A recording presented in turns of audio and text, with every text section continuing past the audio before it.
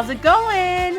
It's going, girl. Here we are. We have a couple episodes under our belt. And I'm going to put this at the front of the episode for those of you that don't listen to it all the way through. But if you haven't already, go and like or subscribe on our Apple, Spotify, whatever streaming platform. Leave us a review. Please follow us at Come.Union on Instagram. We are trying to grow this community. And so I'm putting this in the upfront. I just did a little audible because we want you to be a part of this. So please join us. Yeah, no, I love it. I love it because we are trying to grow this community, not for our success or fame, but honestly, because we believe this community is necessary, that there's a lot of people out there searching for community where they can talk real, the real talk. And talk about reconciliation, talk about the things that are really hard to talk about. So I'm with you, T, and we hope that you will come follow us. And we're trying to grow the community even beyond Instagram. So stay tuned for that. But today's episode, so excited about because, I mean, is there ever an episode for Soul that we're not excited about? But it's genuine. Like, we're not just saying that. Like, we're legit so honored that we get to do this. But today we are talking about healing from trauma, healing from the hard parts of and things that happen to us in our life. And Faith Corley, who was our last guest, one of my dear friends, said this quote in her episode. And that is really what's going to kick off this episode today, because it stuck out to both of us. I think you could hear it in that last episode. So if you haven't listened to that one, go back and listen to that one. But Faith said, "Scars don't bleed. Wounds do." And I remember both of us kind of being like, whoa. Because that's a bar, like a whole like mic drop, pause. Let me write that down moment. Yeah, absolutely. So when you heard that, T, what did that make you think? What did that stir up in you? Yeah, tell me more about that. Yeah, I mean, I remember when we were recording, I literally stopped the recording and I was like, can we put a pause? We need to put a marker there. That is powerful. You always hear about forgiving and forgetting.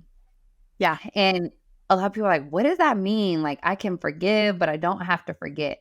And when she said that quote, it really made me think.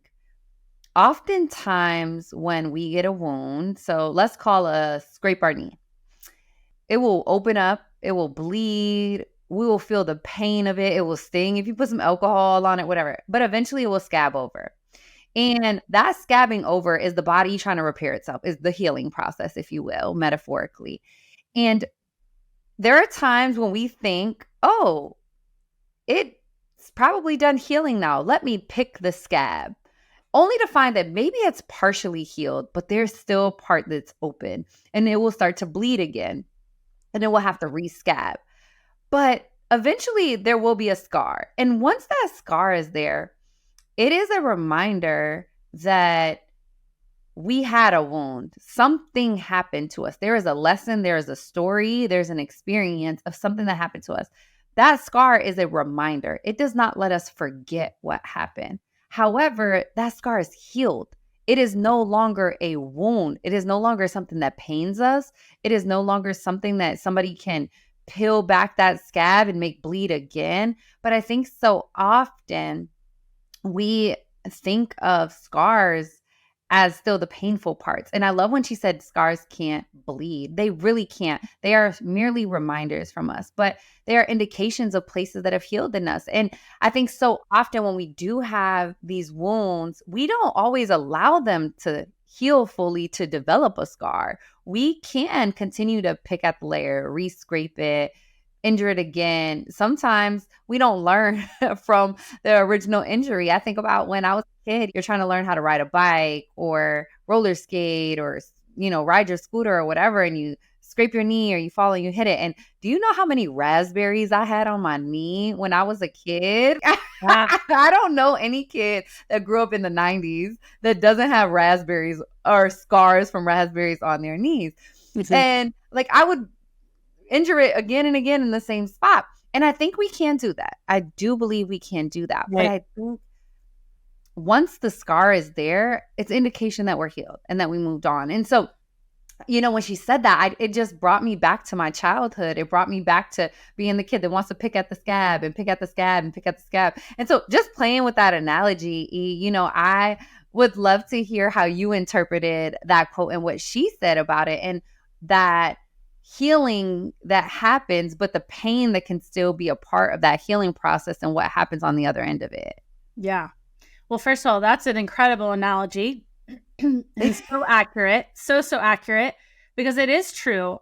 I think oftentimes, like you said, when we have a wound, and sorry, this is so graphic, y'all. I mean, if you're like grossed out by it, then get over it. But when you have a cut and it does scab over, and you pick at that, which Lord have mercy, that's what my kids do. And I've got all boys, so Lord knows that's what they're doing all the time. Their boys are so weird and gross, but I love them.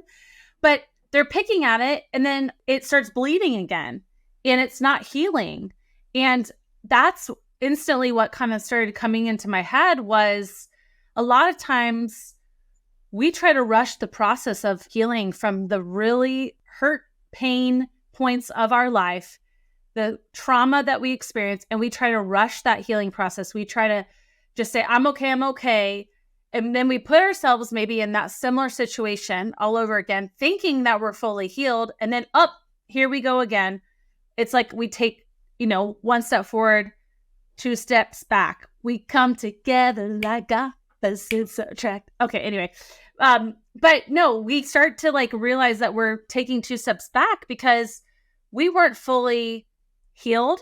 And honestly, we didn't even deal with what caused the wound in the first place. And so when I heard that quote,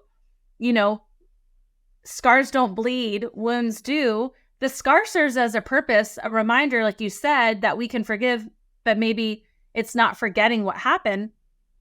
But when we look at that scar, we learn from that scar, right? We remember the action. We remember what we did. We remember the lessons. We're sure as heck not going to do that action again, or have more awareness of not allowing other people, that's the word, letting other people ever inflict that kind of pain on us again. But that scar did not come without allowing it to heal first. And so that analogy, that was really insightful then, and it's insightful today in what you said. And I do think about the process of healing and the importance of not slowing down that process. Just like our bodies physically need time to heal, so do our souls. So do our spirits. We need to allow ourselves that time to heal. And we're going to dive into that and resources of what that looks like to heal a little bit later. But I think just that point of allowing ourselves that time is so important, because it's only in allowing ourselves that time to heal, to be aware of what happened, to be aware of the trauma that happened in our lives. It's only through that awareness that we're able to find the strength to move forward. And sometimes we're finding the strength to move forward while we're still in the process of healing. Amen, sister. We can really get in the way of our own healing, and we have to choose to heal. When we get a wound, if we stayed with that analogy, because I think it's so beautiful and metaphoric, we'll do everything to fix it, right? We will put Neosporin on it, bandages, keep it clean with alcohol. We will do the things that we know will help that wound heal as fast as it possibly can. And the difference is when it's a wound to our heart, to our soul, to our spirit, it takes a lot more to heal that.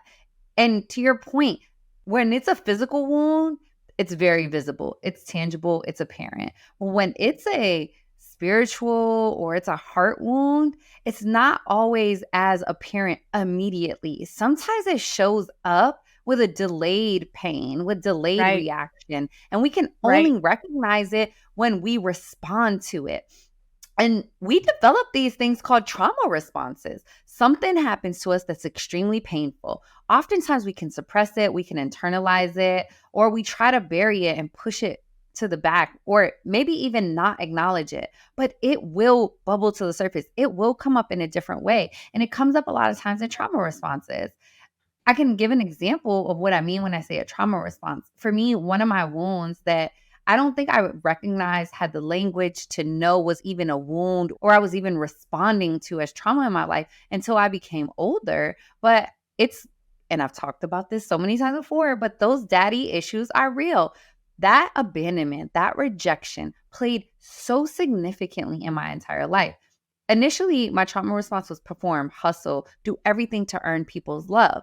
But it can even be small. We can respond to a traumatic experience in our life that wounds us in multiple ways. Those wounds show up differently and in multiple different facets. And for me, that abandonment wound also could show up in something as small as a friend standing me up or not calling me back or going missing in the middle of a text conversation for hours. That ghosting, if you will, or not showing up could make me overthink, overanalyze. Did I say something wrong? Did I do something wrong? It could have me beating myself up. It could produce this crazy anxiety. It can have me replaying every word that I said. It can have me texting multiple times, feeling super offended. And the response might not always warrant what the current circumstance is, but it's because it's not about that circumstance. It's about something so much deeper that has gone undealt with or has been unhealed for so long. And so I know those are some of my trauma responses and some of the ways that I can prolong my healing. And until I'm aware of what those are, I have not been able to maybe do the work to heal some of those. But what are some of maybe the ways trauma responses show up, or what ways in which you acknowledge like, oh, there might be a wound here that needs to be cared for? Yeah. Well, as we say all the time, you are my soul sister. And man, we sure did live two different lives, but growing up, but so much of our stories that do mirror each other. And I would say for me, the response is similar. I would say a lot of my negative reaction that I wouldn't have even named as like knowing the root of where it came from. I just knew it's how I respond to people. And until going through therapy, which I've talked a lot about in season 1, and I'll talk about it all day till I'm blue in the face, because I so believe in mental health counseling. I so believe in it. And it has had such a profound change, life-altering change on my life for the better. I feel like I am a more healthy human being because of it. But with that said, it was really through therapy that I was able to pinpoint my trauma. And a lot of that trauma came from, as a child, believing I was only loved if I performed well. And that was inflicted by multiple people, I would say, in my life. But yes, our family of origin, it does come from that. Now, do I think my family was trying to not, to inflict that, or not for me to feel like I wasn't loved? No, not necessarily. But I can say my dad is where I primarily felt that from. Not because I don't think my dad loved me, but let's take it back a step. My dad, who, by the way, I love and do have a great relationship with now, was not a kid told that he was loved. As a kid, he was not being told he was loved. And so that response from my dad carried into him being a father. And he loved me, but his love was, I show you I love you every day in the way that I, provide for you, or you should know that I love you by the way I treat you. And so for me, performing, earning love was a big theme in my life. But I also would say, and I talked about this a couple episodes ago, that core lie that I believe, people just naturally don't like me. That lie came from somewhere. That lie doesn't just pop into my head one day and all of a sudden I just believe people don't like me. That stems from a place, and that really was it also in my childhood. A lot of relationships that I had of kind of bullying and breaking my trust. Friends that I trusted a ton, and they not only just like broke it, but they like completely squandered their trust, backstabbed me, and then abandoned me and walked completely away. It made it really hard for me to trust people. And I would say, as an Enneagram 8, which I like to talk about the Enneagram and being a challenger and being justice oriented, I will be like true to you. But if you cross me and you betray my trust in mega ways, it's really hard to earn my trust again. And I think it comes as a trauma response from my trust being broken so many times by people in my life when I was young. And I think that you nailed it, right? A lot of the time, the way we can recognize trauma responses is how we project them onto other people. It's the way that Yeah. we do relationships moving forward. And I think that was key of what Faith was trying to get after. She had experienced this incredible trauma in her first marriage, and she had really had to find the strength to love and to trust again. We all come with our baggage. We are all going to experience things. Relationships are not easy. They require a lot of work. They come with a lot of us getting it wrong. We're human. We don't know how to be perfect in relationship. And so we're all going to mess up at times. We're all going to have relationships that are broken. And if God is willing, we'll have relationships that are reconciled and we can learn from them, and we'll have lessons. But the key, I think, is figuring out ways not to project those on to people that we're in relationship with who never committed the crime in the first place or never had an intention to hurt us in the first place. And I think one of the questions I would have for you, you mentioned therapy pretty extensively, in that being a way that you've healed from wounds in your past. But what are some of the other ways that you might have healed, or what does the process look like for you when you are healing from a wound of your past? Yeah. Well, yes, therapy is huge, and I will always advocate for therapy. But to back it up before that, honestly, it was through community. It was through having safe people, trusted friends, and sometimes that may only be one person, that I could start to share what is true and what has happened in my life with, that I could share the ways that abuse plays into my story, the way that mistrust and broken trust plays into my story, and really see that they did not love me less, but instead they loved me more in the telling of it. And therapy was not even something that I was ever remotely interested in. And it was really through sharing with trusted friends that I started to become more aware of, wow, this is really serious stuff. And John, even in our relationship, if you remember back to his episode, he was the one who actually went to therapy first. And that was kind of the cause of me starting to go to therapy as well, because I was seeing the difference it made in his life. So with that said, I've watched other people live through trauma, and I've watched what's happened when they get in close community with other people, when they find trusted people with whom they can share the very worst things that have happened in their lives, and the things that they've been through with, and they feel embraced and loved. I've seen it obviously in the setting of how mental health counseling can help us. But I also think there's other ways that we find that safety, not just through community, but we find safety in the fact that when we are able to share what's true and we start to begin healing, even that like beginning of that healing process gives us the courage to keep going in a lot of ways. It's like we have to take one step at a time, and that first step is a really important step to take, because that step all of a sudden starts to show us even like the smallest little bit of healing. We start to experience that small little bit of healing. It's like, once again, go back to the first analogy, peeling back that Band-Aid and seeing that that wound is starting to heal. That gives us courage to say, okay, it's working. When the process I'm taking myself through is working, and I can stick with it.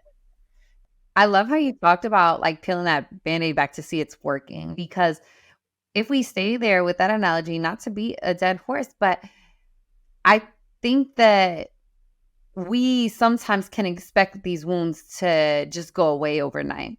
We say, I forgive them, or okay, it's over, and we just move on. And that's not the case. It really does take time. It does. And it, similar to that wound, right? It will take a couple of days to scab and to peel and to heal and to eventually scar. The same thing happens with us. There's a bit of scabbing, like we might experience some hardening of our hearts, some callousing, and that sometimes is just to serve as a level of protection, just as that scab does. And then there is a little bit of the peeling back the hurt, peeling back the details, and understanding the depth of which the hurt has occurred. And then the healing, which comes with, to your point, finding safe people, finding therapists, and different things. And for me, that has been it. when you talk about safe people, man, what a gift. I think about Jeremy, my husband, Yeah. and the ways in which Jeremy helped to heal me Wow. in so many ways, not just from my dad wounds, but also from past relationships and heartbreak and brokenness.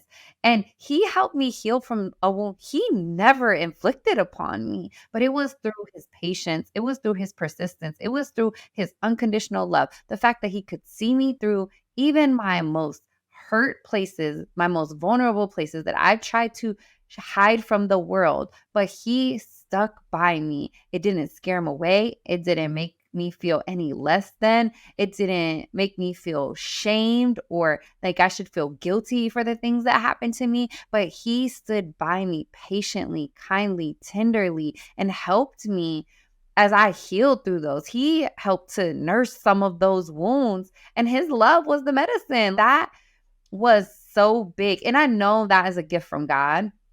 And I know that when we turn to God, like that is it. But I mean, man, there will be people that come in our lives that are not responsible for the wounds, but they will surely help us nurse them. And I think Yeah. often we wait for the person who inflicted the wound to come and fix the wound. And that's not the case. So, what has happened in your life, or has there been instances where you've had to heal from a wound somebody's given you, or you've had to forgive somebody for something, even if they have not said sorry or have Yeah. tried to reconcile or make it right?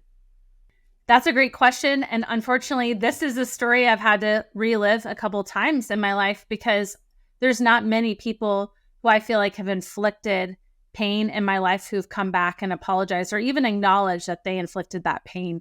And so the answer to your question of how do we heal even when the person doesn't apologize is honestly beginning to realize the trauma responses that we have in our life and recognize those and become at peace in our own heart and in our own soul of knowing that what happened to you in your life does not define you.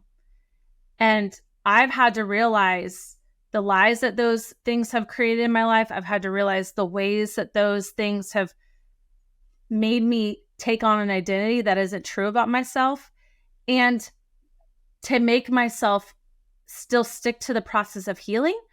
Almost, if I'm being really transparent and honest, almost to prove that person wrong, maybe in the beginning. In the beginning, maybe it's me being like, you did this to me and I will show you, you will not take me down. To put it in the spiritual lens, to be honest with you, when I read scripture and I see what God thinks about me, it pisses me off even more for the horrible things that have been done to other people and to myself in my life. And I will take on that identity of who does God say I am? And I begin to walk in that. I begin to live out of that identity versus just only staying a victim. And I think that's a really important part of it is when we live our life as only a victim, we stay a victim. But when we realize, yes, I'm going to acknowledge that something has been done and it has caused trauma in my life, but I refuse to remain a victim, I will grow. I will move forward. I will invite people into my story. I will allow healing to happen. I will believe what the Lord says about me and not allow this to become my story. All of those things are what help us get past and not even need for the person to apologize. Yes, that is nice. Yes, I will be really honest that provides a lot of healing and in essence, but is it necessary? No. So I would ask you the same question, T. What about you? I don't know if I have the right response, but I always think about this line that says, hurt people, hurt people. And when hurt people, they might not always realize they're hurting people because they haven't recognized their own trauma responses in their own lives. And so for me, if possible, I try to learn the stories of other people. What have they been through in their lives? Yeah. And then offer compassion and grace. And I think that has allowed me to not give them permission or not make the offense permissible, Yeah. but it's given me a sense of understanding. And it does give me a more compassionate heart. It was a couple years ago. I finally got the courage to have the conversation with my dad and really explain to him the ways in which he hurt me and what I've experienced as a result. And in that conversation, he never apologized, barely even acknowledged Wow. anything that I said. Wow. Yet I walked away from that conversation like, I release you. I said Yeah. what I had to say. Yeah. And the more I learned about him and his story and the things that he had been through, I realized that he just might not have the capacity to Yeah. understand or to even apologize or seek forgiveness from me. He might not even recognize how deeply the things he did hurt me because he might justify it in his own life. And I'm not saying that that's always the right response. And we might not always have the liberty to learn somebody's story. And we might not even feel like we want to have compassion on them. But I know for me, that's the truth. Walking away from that conversation, I can definitely say I walked away from it more free. Did I get the response I want? Did I get the sorry? Absolutely not. But did I get the closure I needed? Did I say and release the thing that I had been holding on to for 30 plus years of my life? Absolutely. And then I think I was able to just see my offender. I was able to see my dad. I was able to Yeah. see him as a human. I was able to see his story and maybe understand a little bit more of what hurt him and why he can't even acknowledge the hurt that he inflicted upon me. And so Yeah. I don't know if that's a right way to Yeah. respond, but I do know that for me, that's helped me when I can just understand other people's stories. And Yeah. I think about family wounds because I think a lot of us are walking around with some generational trauma, Yeah. family dynamics that are dysfunctional. I think some of our first wounds often come from our family. And it really makes me think of Joseph in the Bible. Let's go to Genesis 37. And you have Jacob, who has 12 sons, and Joseph being one of them. And it says Joseph is favored by Jacob. Like he is his most favorite son. You know, you might see like the technicolor code or the whatever they call it. Like, but You're so, yep. he Yep. gave him this coat of many colors, and his brothers were so jealous and envious. And they throw him into a well. First they try to kill him, and then one of the brothers, I think it was Reuben, has some sense, like, nah, we shouldn't really kill him, but like let's throw him into this deep well. And then they eventually sell him into slavery. And you see Joseph's journey unfold. Joseph is sold into slavery, but then he rises up and he serves Potiphar, a leader at the time, and he serves him well. And then this woman, who we reference her a couple of times, God forbid, Potiphar's wife, like tries to seduce Joseph, and she can't, but she lies and says that Joseph was trying to seduce her, and then he gets thrown into jail. And then you see Joseph get out of jail to interpret Pharaoh's dream, and he rises up to number 2 Man. and to Pharaoh's right hand. And during the famine, Joseph had built a strategy when it was time of feast to store up all this food. And so then all of a sudden, this comes full circle where his family, his brothers, Yeah. come and they come to Egypt and they're looking for food, and he sees them and he has to decide whether or not he's Right. going to give them their ration or their portion. He sees the very people that threw him into a well, their envy, their jealousy, and now they're sitting here asking for food, and he has a choice to feed them or not. Yeah. And you see time and time again, Joseph's brothers offended him.